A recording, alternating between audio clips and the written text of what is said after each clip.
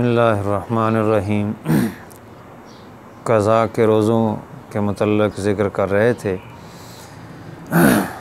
उनमें से एक ये है कि अगर कोई शख्स कसदन यानी जानबूझकर कोई चीज़ जलाई हुई है उसका धुआं अपनी तरफ ले आए और उसको सूंघे तो रोज़ा याद होने के बावजूद धुआं हलक में दाखिल करे तो उससे रोज़ा फासद हो जाएगा और उसकी क़ज़ा लाज़म होगी।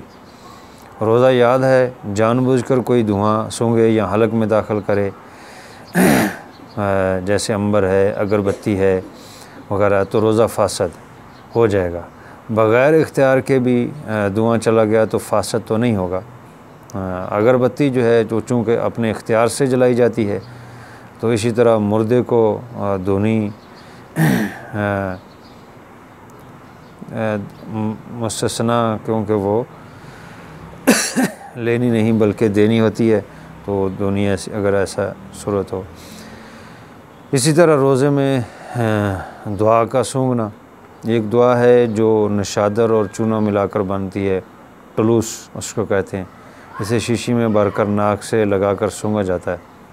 इसकी तेज़ी दिमाग तक पहुंचती है, तो इसके सूंघने से रोज़ा टूट जाता है, इसलिए इसकी क़ज़ा लाज़म आएगी। इसी तरह वुज़ू कर रहा था तो कुली करते वक़्त हलक में पानी चला गया, रोज़ा याद था तो रोज़ा चला जाएगा, उसकी क़ज़ा वाजिब होगी, कफ़ारा नहीं है। जमाई ले रहा है, जमाई लेते हुए अपना सर ऊपर को ऐसे उठाया तो ऊपर से पानी टपक रहा था, वो मुंह में गया और हलक में चला गया। इसी तरह कोई और ऐसी चीज़ जो है पानी की तरह, हाँ जी, परनाले वगैरह से पानी गिरा तो इससे रोज़ा फासद हो जाएगा और क़ज़ा लाज़म होगी। इसी तरह बारिश है, बर्फ़ है, वो निगल गई, मुंह ऊपर किया तो चला गया, तो उससे सिर्फ़ क़ज़ा लाज़म होगी, कफ़ारा नहीं है।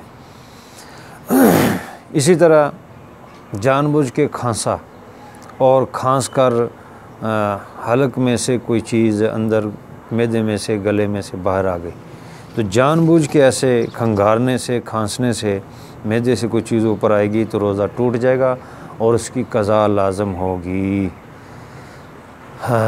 बलगम वगैरह जो है वो इसमें दाखिल नहीं, अगर बलगम निकाली है, फेंकी है, तो उससे रोज़ा फासद नहीं होगा।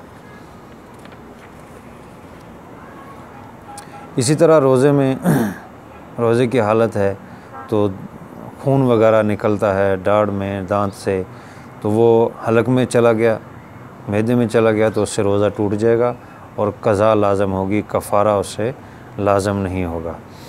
ऐसे ही जैसा पहले भी ज़िक्र किया है कि कोई ऐसी चीज़ खा ली कि जिससे जो अमूमन नहीं खाई जाती, जैसे लोहा है, लकड़ी है, मतलब दवाई के तौर पे भी नहीं खाई जाती और वैसे भी उसके मतलब नहीं खाया जाता, तो ऐसी चीज़ वो अगर खा जाता है तो उससे रोज़ा टूट जाता है। उस पर कफ़ारा तो नहीं है, सिर्फ़ क़ज़ा लाज़म आएगी ऐसी खाने से। और अगर ऐसी चीज़ खा भी ली है कि जिसको लोग खाते हैं दवाई के तौर पे या वैसे कोई ऐसी चीज़, लेकिन बतौर दुआ के ज़रूरत के वक़्त खाते हैं, तो भी रोज़ा जाता रहेगा। क़ज़ा और कफ़ारा ऐसी सूरत में दोनों लाज़म होंगे। जब वो ऐसी चीज़ है कि उसको आदतन खाया जाता है तो फिर क़ज़ा और कफ़ारा दोनों आएंगे। इसी तरह रंग लगा हुआ था धागे को या किसी रस्सी को, वो मुंह में डाली या मुंह में डाल के खींच के उसको वट दे रहा है, तो बटा रहा है उसको, तो उसका रंग धागे का मुंह में गया और उसको निगल गया, तो उससे भी रोज़ा टूट जाएगा और फिर उसकी क़ज़ा लाज़म होगी, कफ़ारा नहीं।